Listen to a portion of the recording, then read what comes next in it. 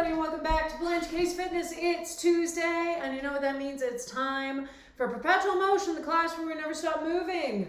And it's warm out today. Whoa! 99 degrees in the Boulder area. That's ridiculous. It's mid-June, people. Holy crap. Wow, I hope it's not that warm where you are. Hello, everybody. Hello, welcome to a new week. I hope that you had a good weekend. I am feeling very tired and annoyed too. So I'm playing, close your ears until I wave if you don't want DLC spoilers for Mass Effect 2. So, this is no longer a spoiler-free zone as of this moment. So I'm playing the Legendary Edition, which is amazing and fantastic, and I'm loving it. But, so it has all of the DLC for all the games, and I'd only ever done one of the DLCs for ME2. I did Arrival. And that's kind of critical from a story perspective. Like, it's kind of ridiculous that it wasn't in the original game, although, you know, obviously it didn't have to be critical from a story perspective. They probably added it in when they had a better sense of what ME3 was going to be. So forget I said that. But anyway, that's the only one I'd ever done. And there are two other ones. There's Project Firewalker and Project Overlord. And I did Firewalker like yesterday, I think, after work, or maybe it was over the weekend. I can't quite remember. And oh my god. So Mass Effect 1 is notorious for having the Mako, which is like one of the shittiest vehicles ever. And they actually improved the handling a little bit in the remaster, which I was like, all right, cool, thank you. I can't imagine that they made any improvements to the Firewalker, because to improve something and still have it handle so badly. So the Firewalker is this weird, like, levitating vehicle. I was like, I did not think it was possible to make a vehicle with mechanics that were worse than the Mako, but man, did you succeed. Boo-hoo, did you succeed. And I just like, yeah, it was yesterday after work, and I just sat there and I was like, are you kidding me? And the other thing about this particular DLC, Firewalker, a DLC that you had to purchase, and it was so pointless, so meaningless, in terms of story, in terms of engagement with the overall universe. Like, they clearly didn't get any of the voice actors back to do anything on it, because there was like no dialogue, certainly no Shep dialogue, no dialogue from any of your companions. It was just so... For Lair of the Shadow Broker, I knew I was forgetting one. Yes, I've done Arrival and Lair of the Shadow Broker. But it was just so meaningless. It was literally as if somebody went, well, someone was dying for shitty vehicle mechanics again, right? Let's just shove that in. And I was like, no, I really wasn't. I was actually fine with not having shitty vehicle mechanics in ME2. So you definitely solved a problem that didn't exist. And oh my god, it was just like mind-blowingly stupid. So anyway, that's what's top of mind for me right now. And you know, it's nice to have something that banal top of mind.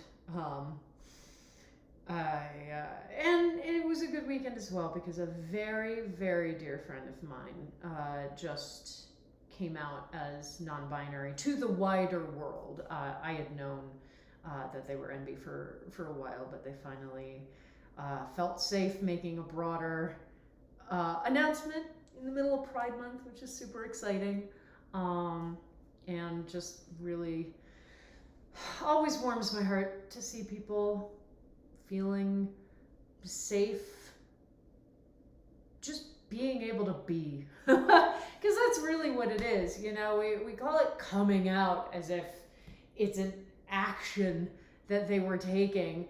No, it's just them trying to be, you know? And I am very, very happy whenever that happens. And what a wonderful month for it to happen in. So, yay to my dear friend who just made their announcement video. I'm very proud of you. You don't watch this stream, but I know you're proud of me. I know you know I'm proud of you anyway. Oh my God. I am, yeah.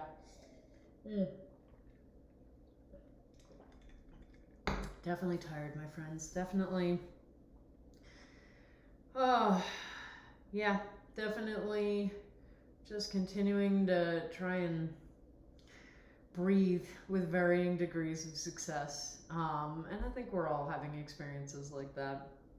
It's just a lot of moving parts to life right now and a lot of unsettled expectations. A lot of demands on our energy that just sprang up out of nowhere. I'm legitimately like, I need a fucking day off, you know, from everything somewhere. I don't know where, but wow, am I feeling the need for that. It's probably not going to be for a while. So yeah, just breathing. I'm probably going to take it a little easy today in class, just to pay attention to that.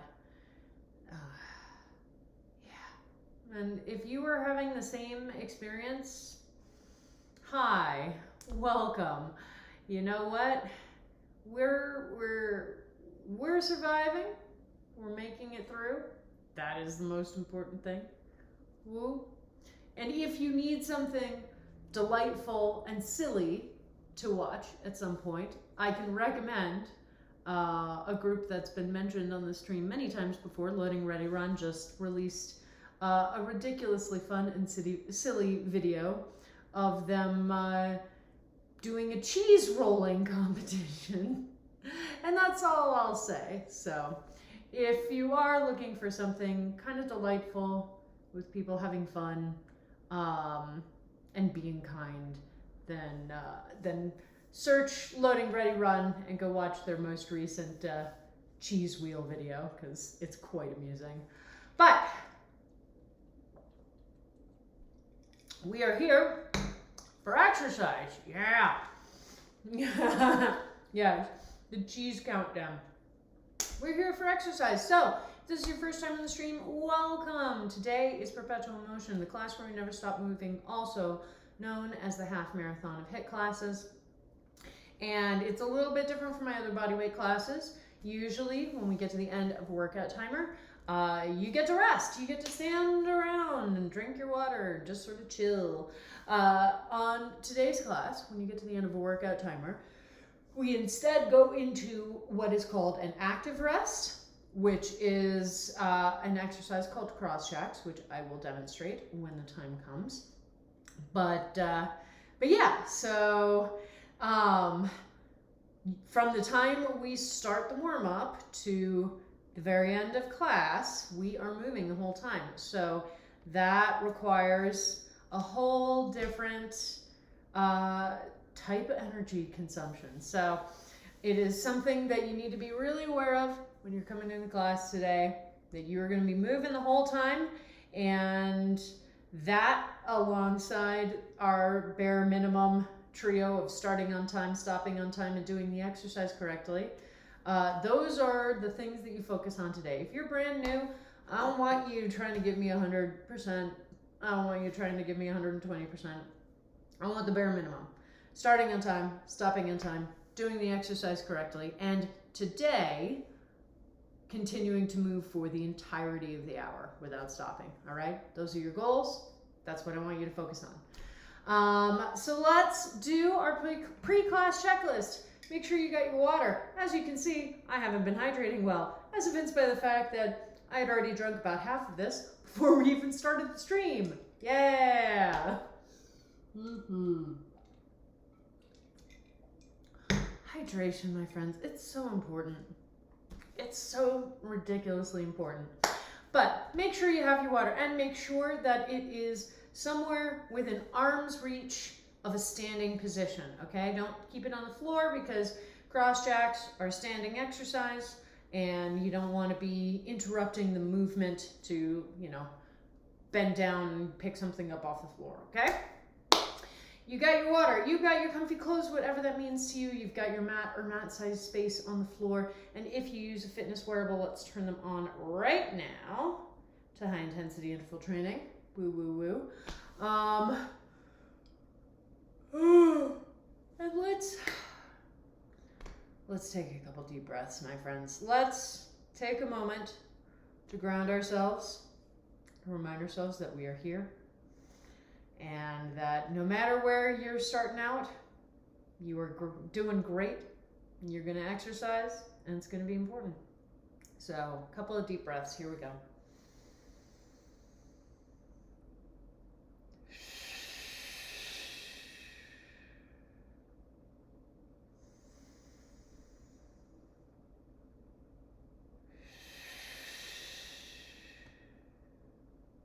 One more.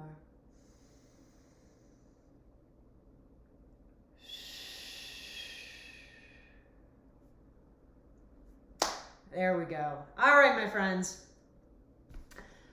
It's time. It's time to work out a little bit. All right, so we are going to start with our warm-up. Yay! Oh, God. Carefully scooch on over to the mats. Dun-da-dun. Dun-da-da. All right, so my friends, it's warm-up time, and if this is your first class, then good news. We did the same warm-up with all of my classes, so this is going to give you very important information for any other classes you decide to attend. So, on your mats, on your backs, 1 foot crossed over the opposite knee, and as soon as that timer goes off, we will begin with hip rocks and bridges. All right, hiya, yeah. Here we go. And again, I have a feeling I'm going to be talking about this a lot this summer, given how hot it already is, but make sure you are aware of your environmental conditions, okay? So the temperature of the space that we are in has a huge impact on us, on our bodies, on our energy reserves. And it needs to be factored in the same way that we factor in, you know, how much weight we want to use, how many reps we want to do, all of that kind of stuff. So I actually have the AC on today. Oh my gosh, isn't that amazing? All right, switch feet. Yeah, we want to make sure that we have AC going, or are doing class in the basement. This is why people tend to set up their workout areas in their basements, because that is obviously the coolest area of our houses. If you have a basement, that's where it's going to be. And it's a lot easier to maintain that temperature without having to use a lot of AC. So if you have that ability, I do recommend it.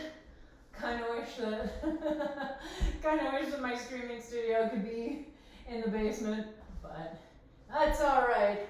We have our cool room up here, and that's a-okay, yeah? But yeah, so I want y'all to be checking in on that every class, all right? Because it is so important. You know, heat stroke is a real thing, and it's really dangerous. And we do not want to get that. So we need to make sure we're hydrating ourselves. We need to make sure we're paying attention to the temperature of the space that we're working out in. And if you start to feel some type of way, if you start to feel faint or nauseated or short of breath or any of that stuff, stop moving immediately. And you know, sometimes you just need to take a little break. Sometimes you just need to stop your workout, okay? And yeah, it's really important that we move away from our tendency to just muscle through. You know, it's okay, just muscle through. No, your body, you can generally differentiate. Yeah, well, we have the capacity to differentiate between, oh, my body, you know, my brain's trying to protect me by claiming that I need to calm down, versus, oh no, my brain and my body are sending me legit signals that something is wrong and I need to make an adjustment. And we can differentiate between those sensations. And it may be difficult when you're first starting out, because so many of us are not actually taught to differentiate between those different sensations, those different experiences. But we can train ourselves. We can train ourselves, and it starts with just listening to and acknowledging the signals that our bodies and our brains are sending us, okay? Rather than trying to ignore them, rather than trying to power through them, acknowledging, okay, you're telling me this thing, and then going, okay, what should I do with that information? How can I utilize it? And that's our first step, is just training ourselves to listen rather than ignore. And as we get better at listening, then we can start to better figure out the communication differences. It's all about learning how to communicate effectively with our brains and our bodies, which is a skill in the same way that learning how to communicate with, you know, the other people in our lives is a skill. And we don't think about that a lot. We don't think about the fact that we need to be able to communicate with ourselves, and that can be just as difficult as communicating with others. And it requires an openness, and it requires a willingness to listen to what's being said, and it requires the ability to know when to push back and when to go, no, you're right, you know? Because here's the thing, our brains are very good at trying to protect us when it comes to exercise, you know? They're over here, they want to maintain as much of our energy reserves as possible in case a saber-toothed tiger comes bounding into the room and we need to start to get away from it. Or if we're, you know, needing to go hunting and we need the stamina to be able to run after, you know, a deer or a gazelle for a bunch of hours. So our brains are very committed to protecting our energy stores. And they will frequently try to, they'll find that equilibrium. They'll be like, okay, I'm being asked to do X series of exercises. This is the minimum amount of energy that I need to output, to allow, so that we can complete that. Cool, I found that minimum, let's just stick there. And so, you know, frequently as we develop in our fitness journey, and as we, you know, hit those places where we're like, I am ready to improve, I am ready to set a new goal, a harder goal, and try to achieve it, we have to, you know, come back to our brains and be like, look, I very much appreciate what you're trying to do, I very much appreciate that you're trying to take care of us right now, but we've got more capacity than you're giving us credit for, okay? So that's a legitimate thing. That is a legitimate thing, and that's a conversation that we have to have with our brains. To be like, nah, I think I've got some more power in the tank. And also it's 2021 and the saber-toothed tigers are all gone, so they're really not going to be running into my streaming studio. And so that's a legitimate thing that we do have to learn how to interpret, but it's not the only way that our bodies and brains communicate with us. And we are trained far too often to whoa, pardon me. Oh man, I'm getting too comfortable in these streams now. We are trained far too often to ignore signals from our brains and our bodies that are saying, no, something's actually wrong. Something is actively out of whack right now, and if we don't address it, then something is going to go wrong. And we are very bad at recognizing that, and even worse at going, okay, well, what do I do with this information? And so we end up overtraining ourselves, and we end up injuring ourselves. And that's just so tiring. Oh my God. And it gets in the way of our fitness far more than actually listening to these signals and addressing them head on would do.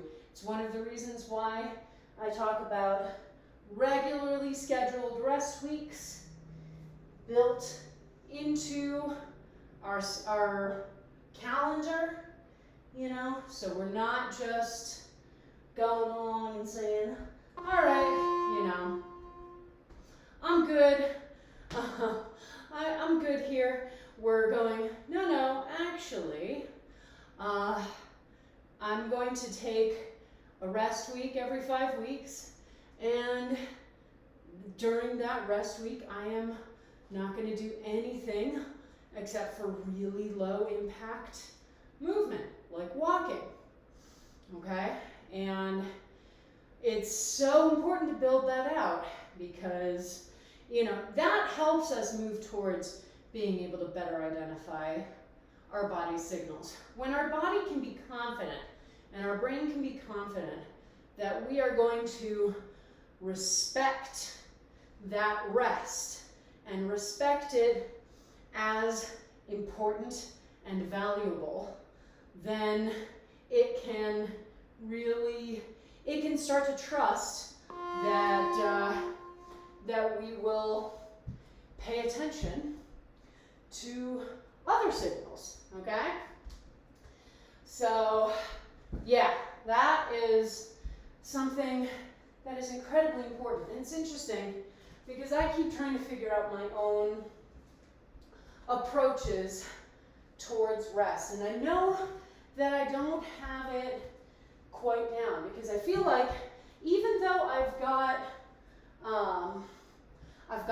rest now built into my calendar, and I think next week actually is going to be a rest week for me where I am I'm teaching class, but I'm just going to demonstrate exercises 2 or 3 times and then let all y'all do class, and I'll just guide you through it.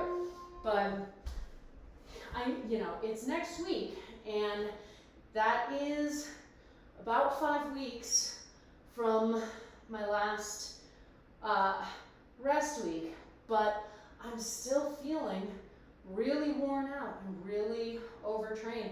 So I may need to have my rest week more frequently, I may need to do it every,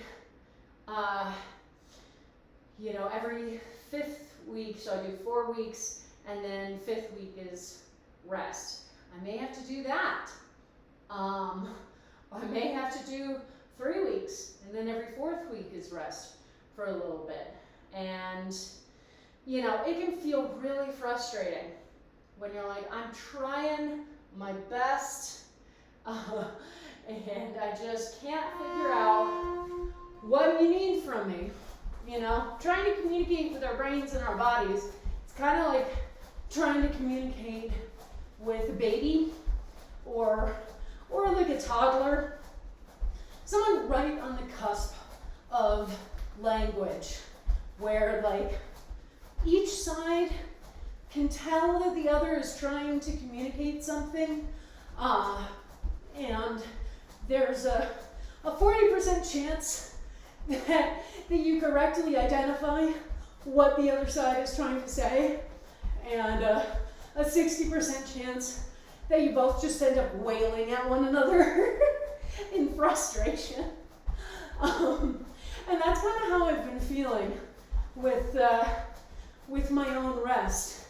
I don't feel like I have a full handle yet on my body's needs in this area. And so I keep coming up against, the week right before rest is just, I feel overwhelmed and I feel really run down.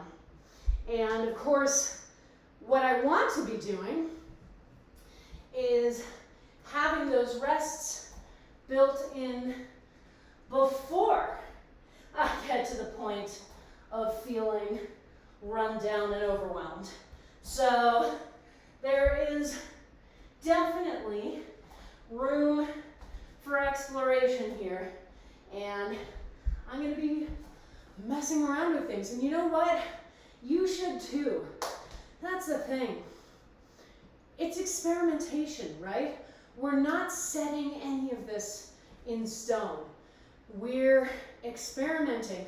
We're finding what works best for our bodies, for our brains, for, the environment that we are in, the tools we have available to us, and we're constantly experimenting and finding some things that work really well and other things that don't.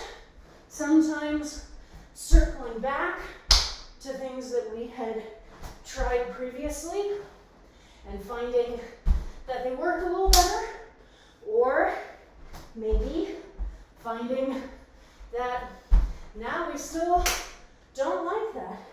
But as much as we can do to keep that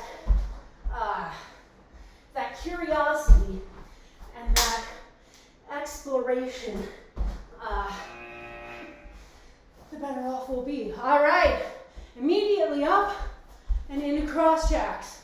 So they're essentially related to the jumping jack. Jump the feet out and hands out to the sides. Feet in, 1 foot crossed in front of the other, one hand crossed on top of the other, then out and in the other side. All right, and you just keep doing that. No, I don't keep doing that because I'm the teacher. All right. Oh, it absolutely is cardio. Absolutely. All right, and don't forget to drink water, my friends. That's why we had you put your water up where you can reach it from a standing position. I should have said this at the beginning of class. For this class, probably using glasses is not great because more danger of you whapping yourself in the teeth. But if that's all you have, obviously we can make do. Just be careful, okay? There's a reason why half marathons use plastic cups rather than glass anything, all right? And make sure to keep drinking water. Yes, you're moving the whole time, but Water, still very important. Okay, we are gonna start out with an AMRAP sequence. So 5-minute timer, I'm gonna give you 3 exercises, and while you have to keep moving the whole time, you get to choose when you switch from exercise to exercise. And we just cycle through them for those 5 minutes. All right, first exercise is gonna be turtle plank. So we know that for any turtle exercises, we start rolling up on the shoulders, then right up onto the feet. For turtle plank, we then plant our hands, jump back to that plank. See, I've got my shoulders directly over wrists, nice straight line of the body. Then just jump the feet forward and repeat. Jump and repeat. And you may find your hips sinking down a little bit when you really get the momentum going. Just try to minimize that, okay? But be aware that it'll probably happen.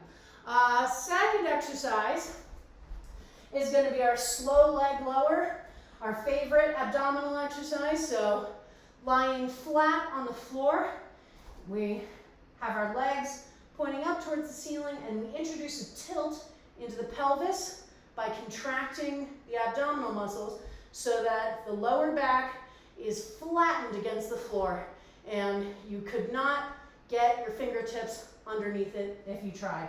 And keeping that connection, we slowly lower the legs, stopping every 15 to 20 degrees, hold for 2 seconds, and then keep going and stop, and keep going and stop. And assuming you still have that connection, you can then just reverse. But if at any point that lower back comes off the ground, just reset and start again, all right?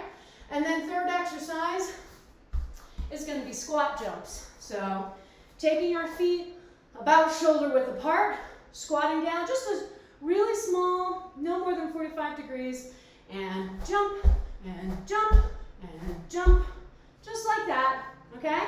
So turtle planks, slow leg lowers, and squat jumps. And you get to control when you move from exercise to exercise. All the timer's gonna do is tell you one horn in the middle to tell you when you're halfway through, and then tell you when you're done. So as soon as you hear that horn, we begin with the turtle planks. And then you have mostly free reign. You still have to go in the same order that we described. So we're all starting with the turtle planks, right? And then we're going into slow leg lowers and then into squat jumps. And you have to do all of the exercises, okay? So no cutting an exercise out because you're not crazy about it. No finding one exercise and being like, oh, I'll just do this for the whole 5 minutes. Nothing like that, all right? You are doing all 3 exercises, and you are moving through them all. But that's the end of my controlling what you're ending up doing, okay? So if you are like, I just want to do like 5 of these, and then I want to move on and go into the turtle planks, that is totally fine, okay? And it's a nice thing. I do recommend doing at least 5 reps for exercises that are truly rep-based. Obviously, the slow leg lower is kind of its own thing. But, you know, we all have exercises that we prefer and exercises that we're not as crazy about, and that's totally normal. But it's also important to put in the time and the effort, because a lot of the exercises that we end up not being crazy about, we're probably not crazy about them because we don't have those muscles built up, or maybe that joint built up. And, well, how do we get there? Well, you got to actually do the exercises. So even if it's an exercise that you're not crazy about, I want you to try to do at least 5 reps of it, okay? And then you can move on to the next exercise. Hey, we're halfway through. That's exciting. Remember, for our turtles, you can modify to help push yourself up with a hand to get onto the feet, or bring one knee down and sort of roll over it and come up onto the feet. I do recommend working towards the momentum-driven version of the exercise, just because momentum is so important to the entire exercise. And, you know, if you're coming here and then you're like, oh, well, hang on, let me push up. All right, now I'm here.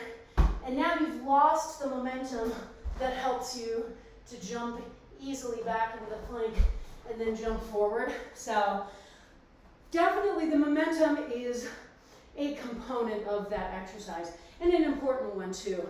So just remember that you're trying to work towards that, okay?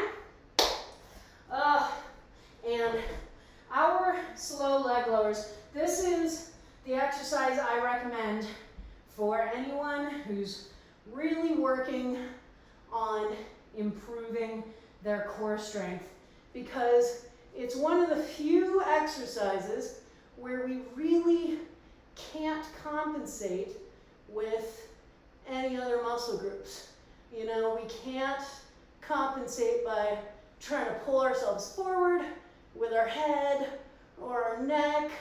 We've just gotta, if we're gonna be maintaining that pelvic tilt and maintaining that connection between the lower back and the floor, then we have to have the core engaged. So that is an exercise that sort of does double duty. It allows us to test where our core strength is, and it also allows us to then strengthen our core, which is great.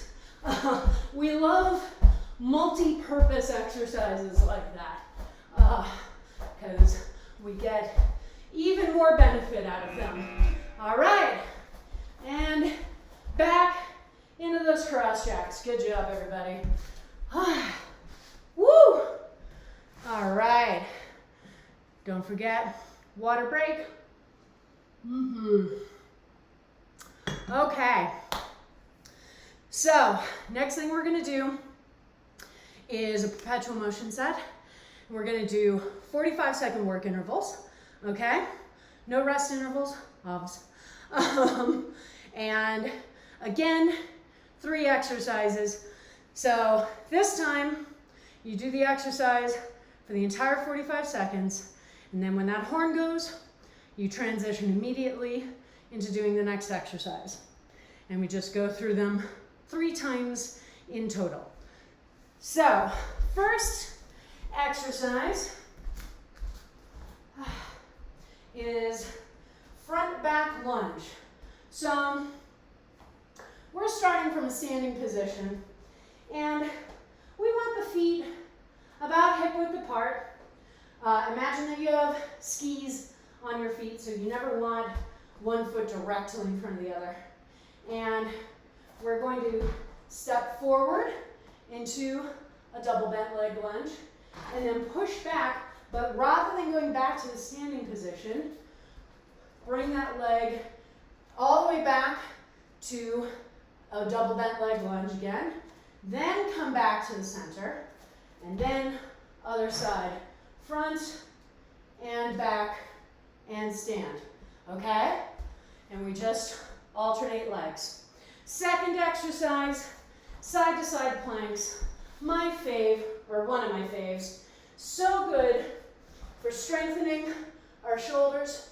From that plank position, let the heels drop to one side, come up on that arm. Other arm reaches up towards the ceiling. Hold for a second, let the judges see it.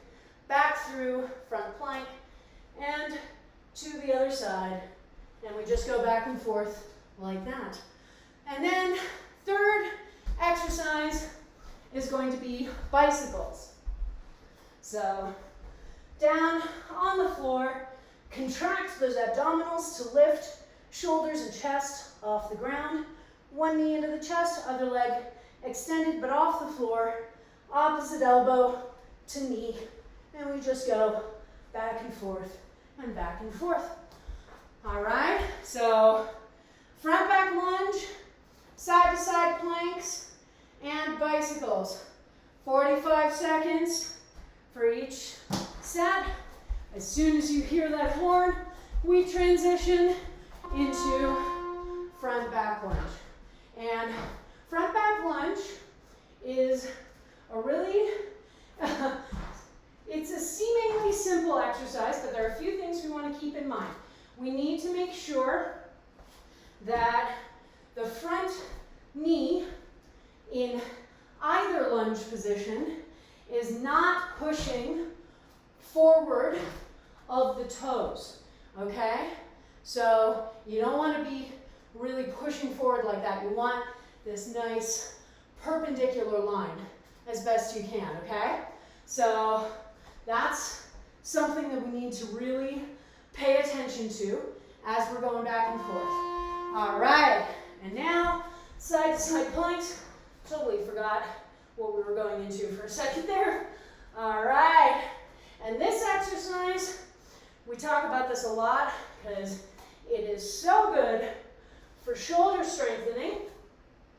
We need those shoulders stable and sturdy, okay? So we don't need to put a lot of speed into this exercise because that's not our focus. Our focus is making sure that we are able to hold that joint nice and stable rather than wobbling all over the place. And then one of my new faves, well, not new, I've been doing this exercise for several months now, but newer, it was added within, did I add it in 2021 or did I actually add it in 2020? I don't remember. But newer in terms of my overall teaching. I'll give myself that. There we go. And remember, we want to keep our hands in front of our heads so we are not tempted to put them behind and try and pull forward. All right, that's one of those compensations that we talk about that is not good. It means you're not actually using your abdominals to perform the exercise, which happens with a lot of core exercises. There are just a lot of easy ways for us to think that we're doing the exercise correctly while not actually actively engaging the core. So it's something I talk about a lot because it's definitely something that happened to me where I went for years doing a lot of these exercises and just being like, I never feel my core afterwards. Must mean that it's super strong. It didn't mean that I was super strong.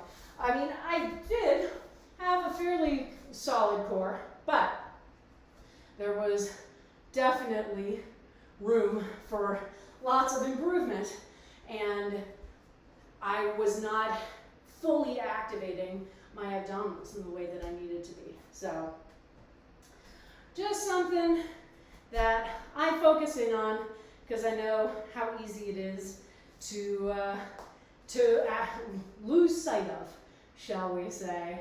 All right, heading back in to bicycles. Speaking of abs, I managed to talk through your second round of front back lunges and your second round of side to side planks, focusing entirely on the abs, so I'm glad that we're back there now. This is what happens. It's so easy. Because time has no meaning. I'll just get into a groove, sort of digging into a specific mechanic, even if that mechanic is only truly relevant for one of the exercises in the set. And then, you know, by the time I'm like, all right, what can I say about the other exercises? The set's already practically done. So, okay, here we go. Our last time through. So going back to our front back lunges, making sure that our hips are pointing forward the whole time. And remember, in order to keep that front knee safe and not going too far over the toes, you may have to step farther forward and farther back than you might initially think, okay? So we're not just sort of stepping back there and being like, yeah, perfect, because that's going to put us in line to really shove that knee forward, which is not our goal. All right, back to our side-to-side planks. And obviously, the core plays a huge part in this exercise as well. So having strong abdominals is going to assist you here. If you have wrist issues, always feel free to go up onto the fist so that you can keep the wrist nice and straight, or to use dumbbells or push-up handles, okay? That is always an option, and if you start to feel twinging or anything like that, then definitely make sure to modify the exercise to keep your wrists safe. I will generally, for myself, I don't have ongoing wrist issues, but I did fracture one wrist a long time ago, and when that starts to twinge, that's a really good sign for me that I need a rest week, that I need to take it easy for a little bit and let my body relax and recuperate. So, something to pay attention to. All right, back to those cross jacks, my friends. Whee! And back to that water as well. Da, da, da. Don't you plateau in these exercises. I mean, you can plateau in any exercise. And so the short answer is yes, sometimes. Absolutely. And I think sometimes plateauing exercise-wise, in the same way that like writer's block, like it's a thing, but it's not necessarily a thing. I think sometimes plateauing just means that we're setting goals that aren't acknowledging where we are presently, and we're trying to jump to the top of that mountain without actually like going through, you know, taking the time to make our way through the path. So, which is a really, which is a beautiful Maui child way to say, yeah, sometimes I plateau, and that can feel really frustrating. And when I feel like I am plateauing, a lot of times I have to take a step back and remind myself that no matter what, no matter how much I achieve in this workout, I'm still doing a great thing for myself, for my health, okay? No matter what, even if I only did 20 minutes of this class, I'm still getting so many health benefits. I'm still seeing all of those improvements that we get from exercise are still happening. It's just a lot of them happen below the conscious level. And so we don't always get to see that and feel that change for a while because things are building up on the chemical level in our muscle fibers themselves, transitioning from type 1 to type 2. You know, a lot of stuff that happens on the cellular level that we don't get to like look at and go, ha, gains. and that can feel like a plateau when it's not actually, which is why I don't, like, I talk about plateauing a lot, but I also try to remind people that, like, a lot of times what we see as a plateau is just us not being able to consciously see the improvements that are happening. So the short answer is yes. The long answer is it's complicated. But the now answer is let's go back to AMRAPs, my friends. So another set of 3 exercises, same 5-minute timer. We're going to do lunge to the hand or elbow. So take that Samson stretch lunge, bring one hand down to the floor, or bring the hand down and then come down to the elbow, or bypass the hand completely and come down to the elbow, then stand up to that front leg and other side, okay? So that's exercise 1. Exercise 2 is going to be chaturanga to downward dog. My usual caveat, I am not a yoga instructor, so this is just my version. We do almost a push-up, and when we get almost down to the ground, leave the hips down by the ground, extend the arms, then push back against the hands into that downward dog, back to plank, repeat. And third exercise is going to be bridges. So we just literally just bridge right here and chill. You can also, if you want a bit more of a challenge, you can put your hands flat on the floor, fingertips pointing down towards your shoulders, and just hang out here. That's going to be a lot more intense on your shoulders, so just keep that in mind, all right? But, so, lunge to hand or elbow, chaturanga to downward dog, and bridges. This is an AMRAP, so once we start that timer, you've got the power. Everybody's still cross-jacking. As soon as you hear that horn go off, we will start. And you know that I really like lunge to the hand or elbow because it's a great active stretch. Really lets us open up the front of that hip flexor and also work on some strength building in the core and the quad as we stand back up to that front leg, okay? So when I stand back up to that position, I'm not dragging my foot against the floor.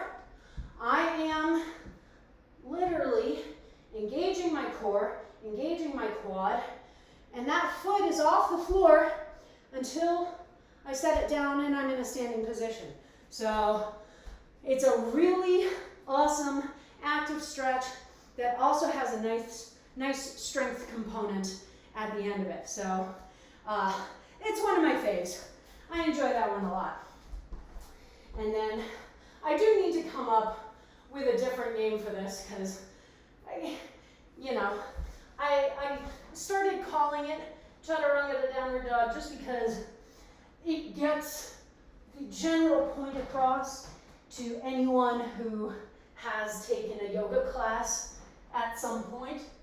But I don't like co-opting yoga terminology, particularly when I am not a trained practitioner or teacher. So someday, hopefully in 2021, I will figure out how to rename this exercise. Really, I should go through a lot of my exercises and figure out some new naming conventions for them, because there are a lot of them that I just sort of went, I don't know, this works, and a lot of awkwardly long exercise names out there. A lot of names too that I just inherited from my mentor, from the person who taught this class for years, and who, you know, worked with me, all right, halfway through, worked with me when I was working on getting certified. And I've changed several exercise names already, just for simplicity's sake, or removing unnecessarily gendered language, or unnecessarily problematic language, you know, but it's a constant process, and there are plenty of exercises, I'm sure, that I'll need to circle back to at some point.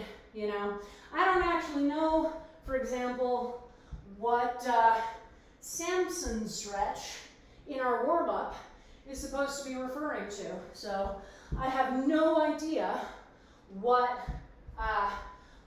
is the origin of that particular exercise name. I had never heard it before I started to take class from my mentor. So yeah, it's an ongoing process, and that is okay, my friends.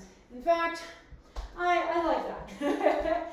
Gives us the opportunity to always be learning, and always be creating, and adjusting our understanding of the world. And that's a really exciting thing to get to be able to do. All right, I believe we are in our final minute. So exciting. Final minute of this step, obviously. You still have to keep working out. We're not at the final minute of class yet, but we're getting there. We're getting there, friends. What was that last? Oh, that's right. You can tell that I'm a little bit frazzled this week, because I keep being like, what exercise are we on right now? I don't even remember. Thank goodness I have them written down. Oh, man. But, yeah, we've got a couple more things to do before calf awareness. So everybody back into your cross jacks. Big breaths. Drinking some water. All right.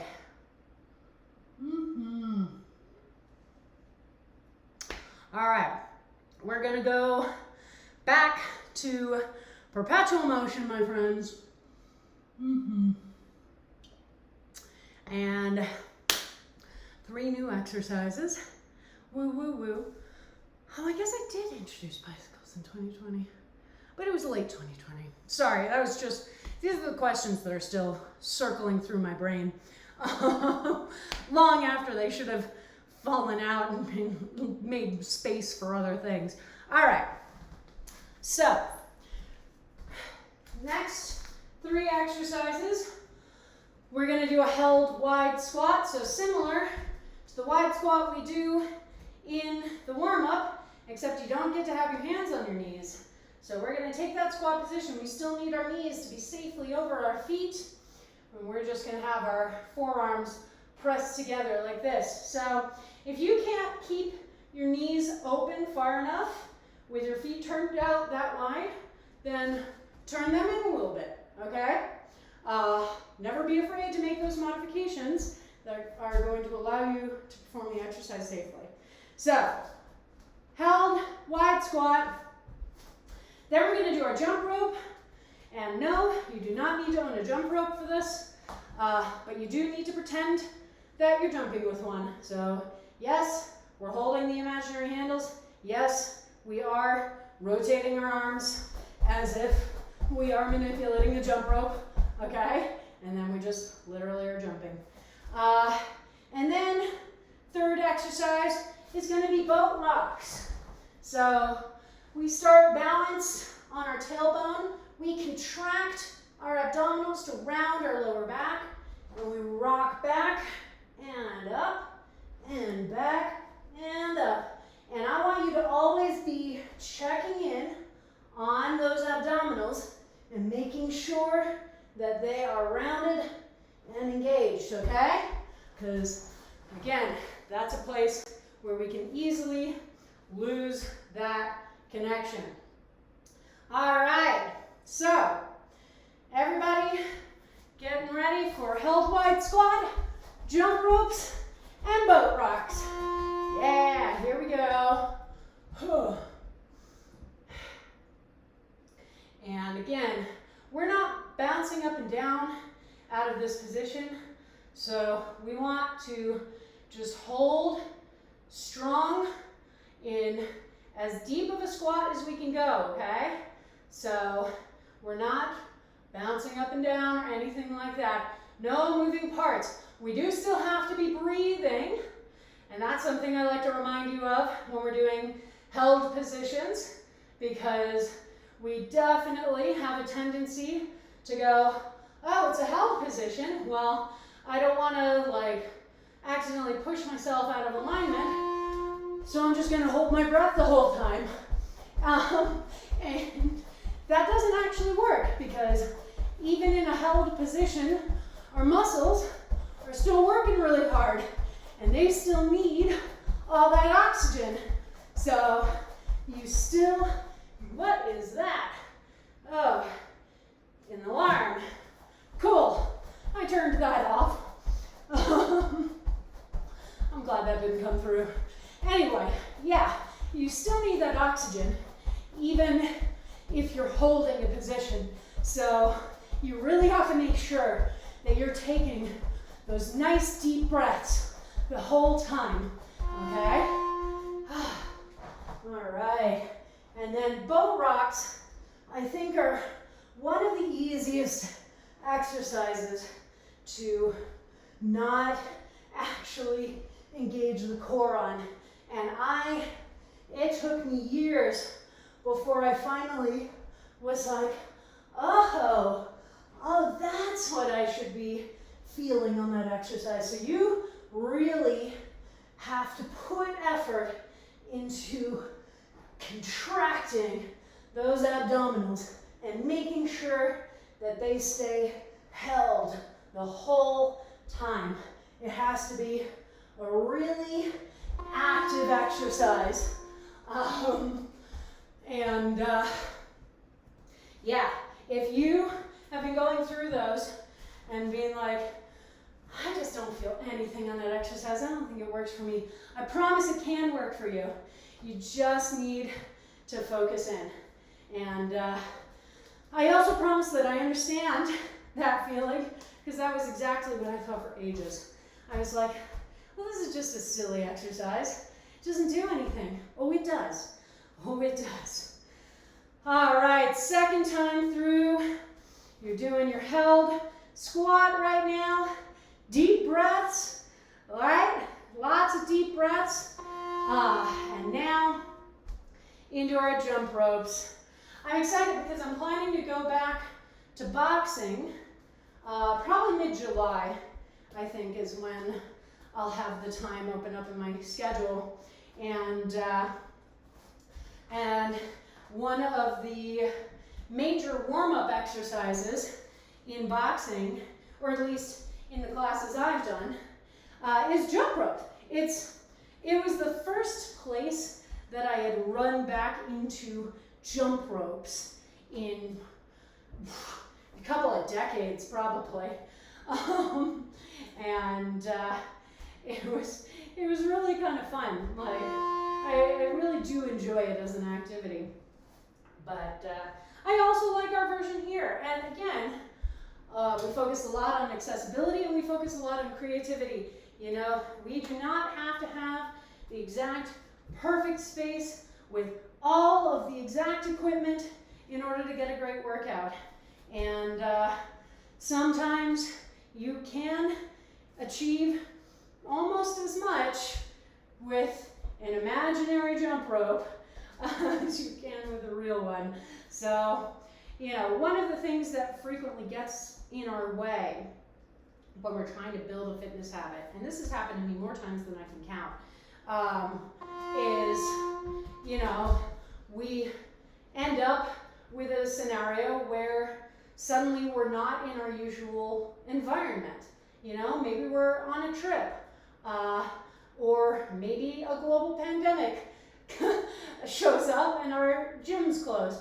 And so suddenly we don't have access to the equipment we're used to, we don't have access to the space we're used to. And, it's really easy to go, okay, well, I don't want to work out, when I'm not in my perfect space, so I'll just give myself some time off. And then we experience difficulty sort of ramping back in. And a lot of that is just not having the tools to explore and to adapt to different situations and different exercise environments. And, a lot of times I don't really enjoy going to hotel fitness centers because it's always a crapshoot on what's even there. And, I like having more control over the space I'm in, over the number of people who are going to be there. And so, a class like this is great because I just need a room. I really don't need anything more complicated than a room, maybe a towel or something to denote my workout space, but even that can be negotiable. But just training ourselves to think creatively. That's the whole reason why I started doing our functional home fitness class on Fridays, was because, one of the things that got really interrupted for people was that type of weight training, right? Because most of us don't have that kind of equipment at home. And so, all right, back into those cross jacks, friends. Oh, and most of us don't have that type of equipment at home. And you're like, well, I guess I can't do my preferred activity. You can. You absolutely can.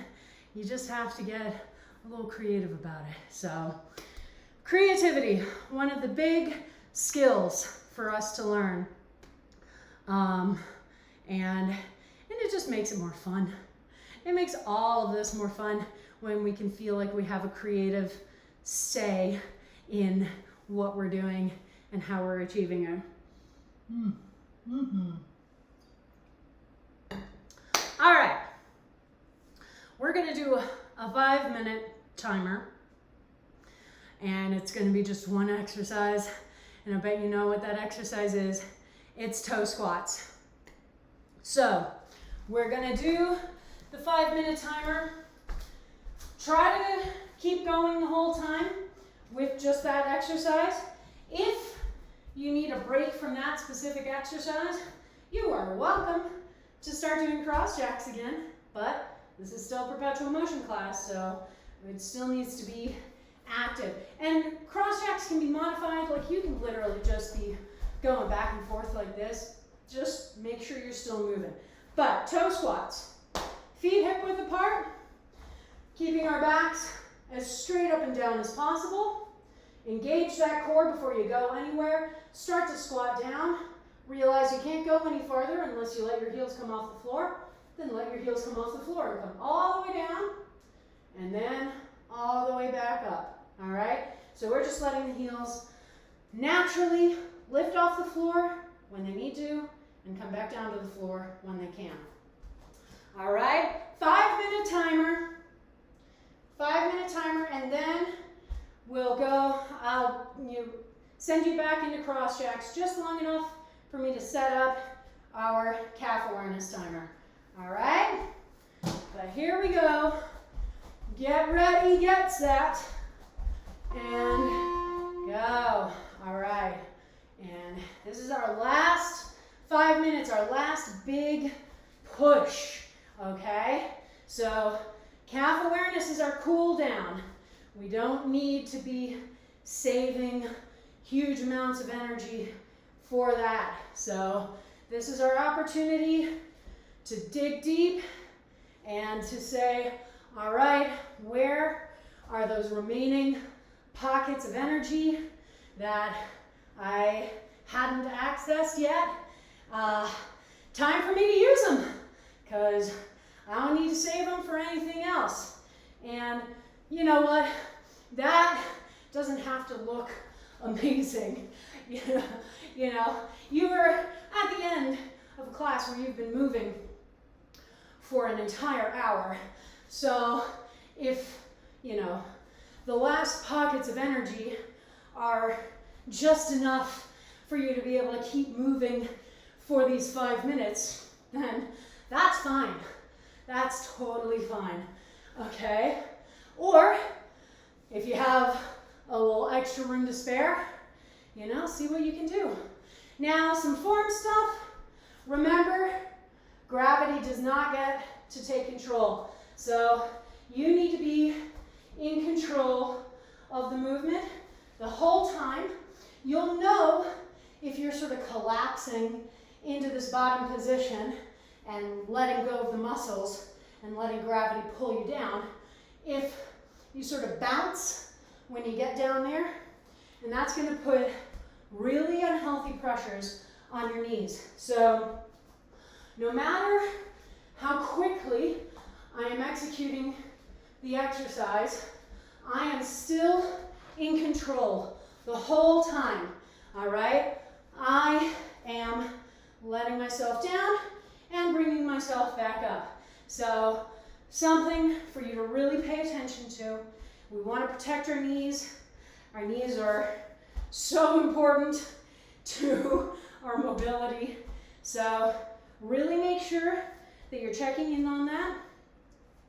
Checking in too on our core engagement so that our torso doesn't, all right, we're halfway through, so that our torso doesn't try and pull us in unexpected directions, because this is a balance. Once we get all the way down here, we're balancing up on the balls of our feet. And so the ball of the foot and the ankle are managing that balance.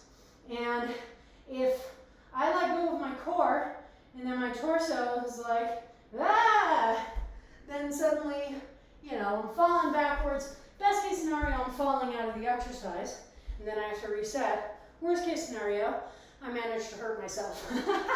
So before you go anywhere, making sure that core is engaged the whole time, all right? So you should not feel any wobbling in your torso. You have that under control the whole time because of that core engagement. And because you have it in control, just another reason why gravity does not get to take over, okay? Remember that if you are taking breaks, you have to still be moving, even if it's just that little side-to-side shuffle right there. All right, 1 minute left. And when we get to the end of that minute, go back into cross jacks just long enough for me to get our timer set for calf awareness, and then we'll go right into that, into our cool down period.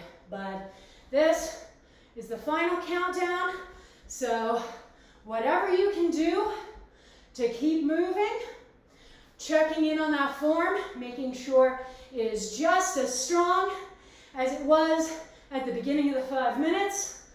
20 seconds are left, and feeling nice and powerful, strong, steady in that balance, steady as you stand back up, and really feeling engaged with the ground, with your feet, and quickly back into cross jacks. I promise only long enough for me to do this. And then as soon as you hear the horn, balance flat on one foot, okay? So here we go. So first, just take the opportunity to slow down. So the first thing we focus in on is getting our breath under control. Nice, slow breaths, and this keys in the heart.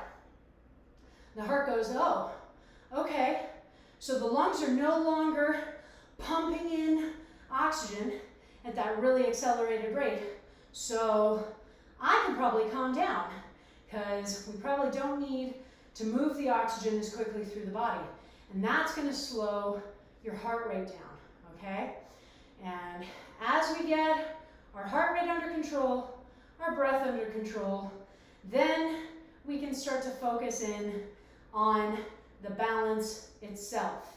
And as we switch feet, we'll talk about what that looks like. So we want to just be standing here. We don't want to be wobbling around with that free leg. We don't want tightrope walker arms. We want to be managing the balance from the foot and the ankle only. How do we do that? Well, stabilizing muscle groups. We start with the core, and then we engage the glutes and the quads on the working leg. So basically from the knee up, everything is one cohesive unit. And because of that, once we get down to the ankle, it doesn't have to manage a bunch of disparate parts trying to go all over the place, all right? Now when the timer goes off again, we'll go back to that first foot, but now we will be balancing up on the ball of the foot. So everything I just said still goes, but we are upping the challenge rating, and we'll have to acknowledge the fact that it may be a lot more difficult. So you want, again, to be engaging all those stabilizers. You want to stay up for as long as you can, recognizing that you probably won't be able to stay up as easily as you were, but if you feel like you're going to fall over, don't just let yourself collapse, okay? Instead, I want you to stay as long as you can and then try and slowly bring the heel down, reset, back up into the position, hold as long as you can, and then bring the heel slowly down.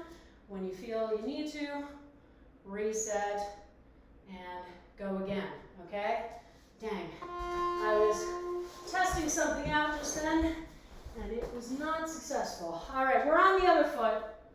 I'm sure you gathered that because you're all very smart people.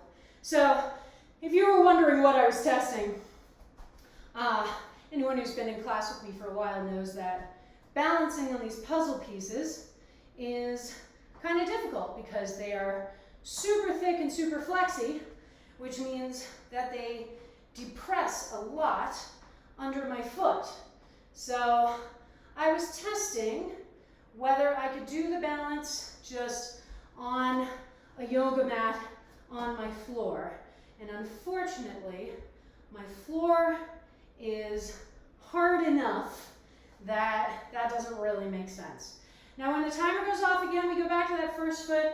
Now we're doing a moving balance, rocking up onto the ball of the foot and then back onto the heel. So looks like this. We go up on the ball, then back on the heel, then up on the ball, then back on the heel. We just go back and forth between those two, okay? So up on the ball, back on the heel. And we can let the butt come out behind us. We're not trying to keep a straight up and down torso.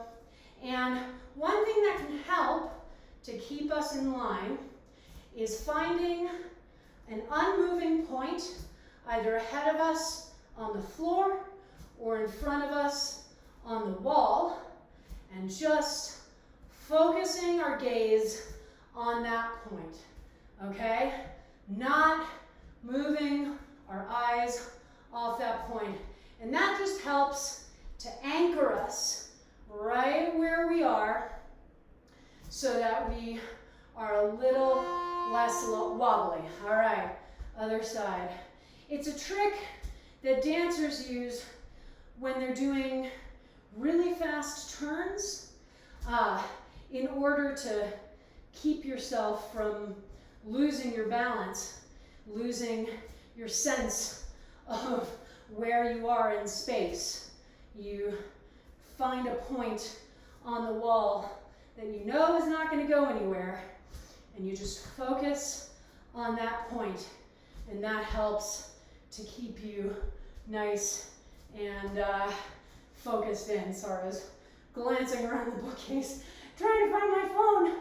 All right, when the timer goes off again, we go into our last exercise, both feet on the floor, rocking back onto both heels and not letting the toes come down until the final horn goes.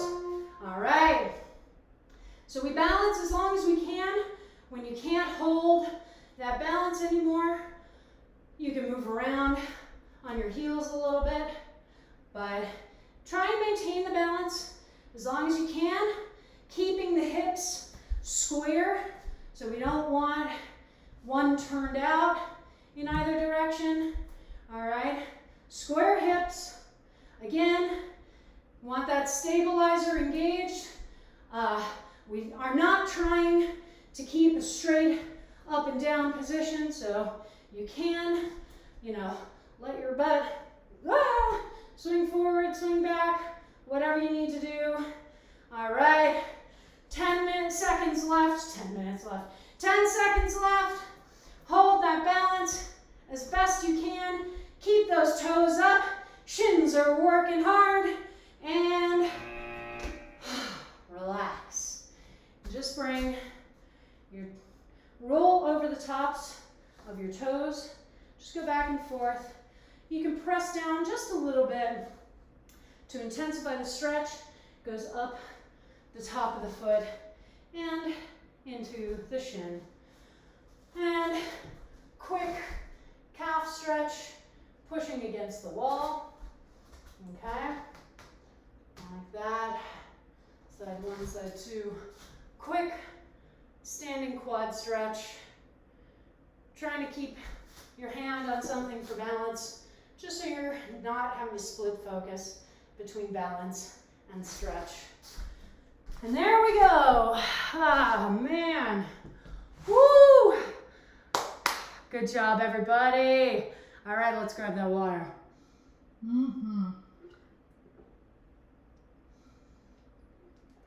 Ding, ding, ding. Finish my water. Yeah. Always a good thing. Of course, today I had help from the fact that I clearly hadn't drunk enough water already. So, that's not a great way to achieve this particular goal, but at least it inspired me to actually finish my water today. So make sure you're doing the same, my friends.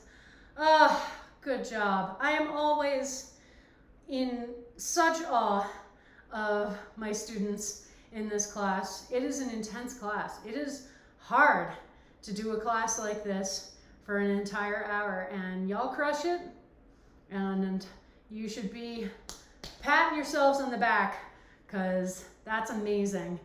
And it's just such a treat to get to teach y'all with this class. Woo, woo, woo. Oh man. So we've got 3 more classes this week. Tomorrow at 4:30 p.m. Mountain Time is Jump Around, our weekly cardio class. Friday at 5 p.m. is Functional Home Fitness, where we do weight training using objects you can find around the house. And then Saturday morning at 9 a.m. is the weekend kickoff, which is our awesome strength and stamina focused class. So definitely join me for any or all of those classes. They all have their own personalities, and they are all quite fun in their own special ways. You can follow me on Facebook, Twitter, and Instagram. All those handles will be in my end cards, but they are all variations on Blanche Case Fitness. My YouTube channel is where I upload all the VODs from these streams, so you never have to miss a class, even if you can't make the live cast. So definitely head over there and subscribe. I'm a little backlogged in uploading right now, so there'll be videos just sort of going out throughout the week this week. If you want to help support me financially in making these streams, I have a Ko-fi account for one-time donations, or you can subscribe to this channel if you're able to support a little more long-term. Either way, your support is always very much appreciated. And if you want to help me keep growing this channel and this community, then please tell your friends, loved ones, coworkers, anyone looking for an awesome class. I stream 4 days a week. We have a great community here. We just had a new person here today. Hello, Brent. And the more the merrier. So everybody finish off your water, make sure to hydrate, make sure to start replenishing those glycogen stores with some food, take that celebratory post-workout shower, and I will see you all back here again tomorrow. Mwah! Have a great night.